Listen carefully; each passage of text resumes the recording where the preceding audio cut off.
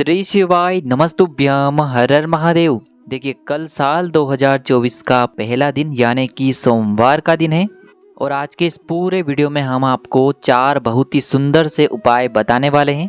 जीवन में यदि किसी भी प्रकार का कष्ट होगा, चाहे धन संबंधित परेशानी होगी, चाहे जीवन में किसी भी प्रकार के कार्य में अड़चना आ रही होगी, वह सब दूर होने वाली है।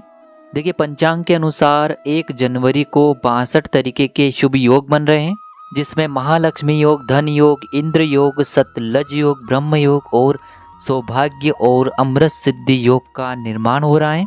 देखिए 32 योगों का निर्माण हो रहा है और यह समय लगभग 152 वर्षों के बाद आया है, जिसमें महालक्ष्मी योग और धन योग दोनों साथ हैं।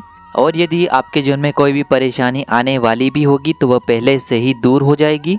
तो बहुत ही विशेष उपाय हैं जीवन में सुख समृद्धि लाने के लिए। देखिए 4 उपायों के बारे में हम बात करने वाले हैं।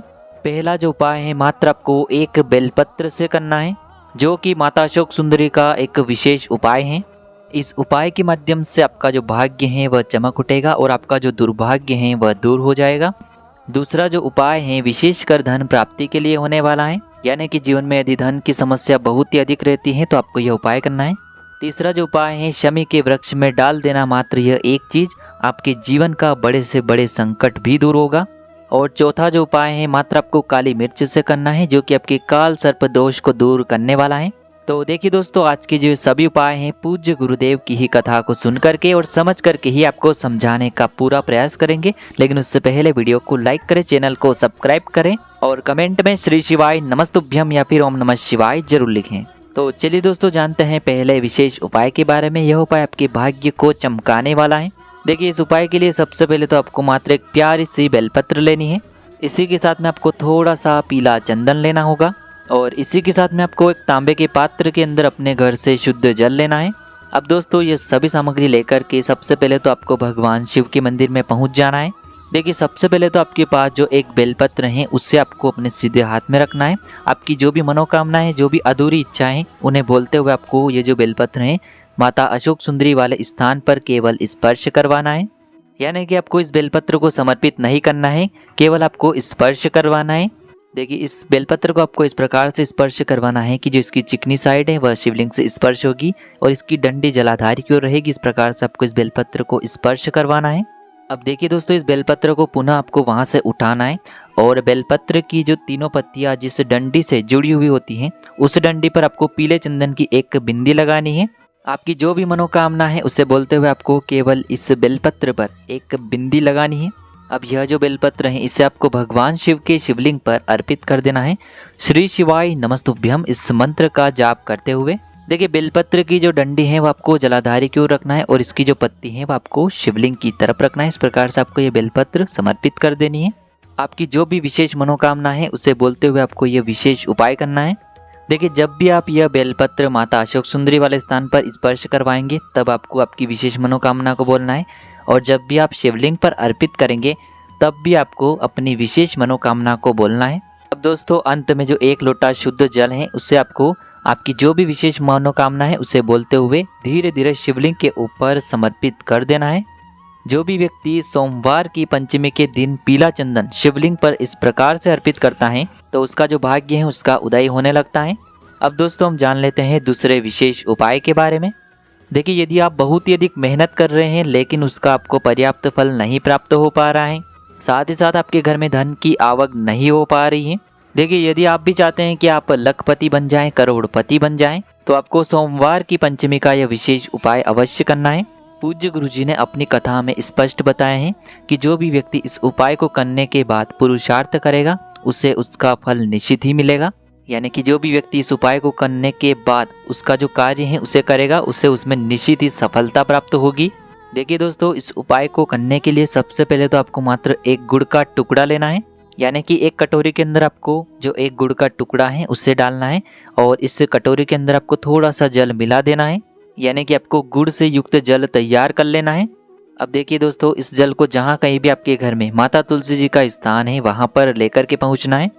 यदि आपके घर में माता तुलसी जी का स्थान नहीं है तो यह उपाय आप मंदिर में जो तुलसी जी होती है वहाँ पर भी कर सकते हैं। देखिए सबसे पहले तो आपने जो गुड़ वाला जल तैयार किया है उसे आपको अपने सीधे हाथ की हथेली पर रखना है और इस जल को आपको माता तुलसी जी के वहाँ पर समर्पित करना है।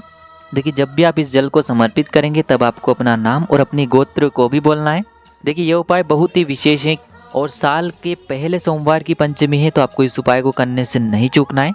तो देखिए आपको ये जो गुड़ वाला जल है अपनी हथेली में 7 बार लेना है और 7 बार आपको अपनी नाम और अपनी गोत्र को बोल करके इस जल को 7 बार में थोड़ा थोड़ा समर्पित करना है।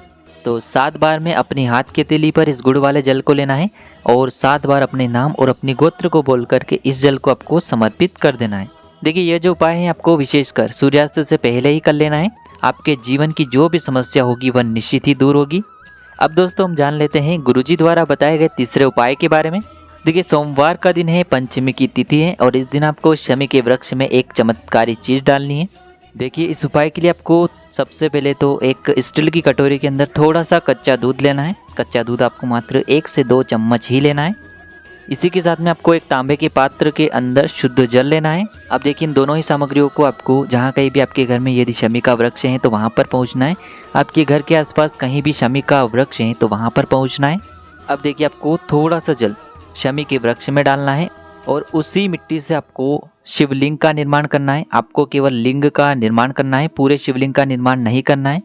तो देखिए जहाँ आपने शमी के वृक्ष के नीचे शिवलिंग का निर्माण किया है वहीं पर आपको शिवलिंग का पूजन करना है। तो सबसे पहले तो आपको इस पार्थिव शिवलिंग का पूजन करना है। जो भी आप चढ़ाते हैं, चाहे पीला चंदन हो, चावल हो, जो भी आप अर्पित करते हैं सबसे पहले तो आपको उन्हें अर्पित कर देना है। और उसके बाद आपको जो कच्चा दूध है उससे शिवलिंग पर, पार्थिव शिवलिंग पर आपको अर्पित कर देना है। यह उपाय आपको शमी के वृक्ष की मिट्टी से ही करना है। पार्थिव शिवलिंग का निर्माण आपको करना है और उसी के ऊपर आपको जो कच्चा दूध है उसे अर्पित करना है। और उसके बाद आपको अंत में 1 लोटा शुद्ध जल शिवलिंग पर अर्पित कर देना है और वहीं पर आपको पार्थिव शिवलिंग का विसर्जन करना है। यानी कि 10 से 15 मिनट के बाद आपको शिवलिंग का विसर्जन कर देना है। यानी कि शमी के वृक्ष में ही आपको शिवलिंग का विसर्जन कर देना है। इस उपाय को करने मात्र से शनि से जुड़ी कोई भी समस्या है तो वह दूर होती है। तो बहुत ही प्यारा सा उपाय है। यह उपाय तो सभी को करना ही चाहिए। अब दोस्तों हम जानते हैं चौथे विशेष और अंतिम उपाय के बारे में। देखिए सोमवार की पंचमी है तो आपको काली मिर्च का यह उपाय अवश्य करना है क्योंकि यह काल सर्प दोष को दूर करता है।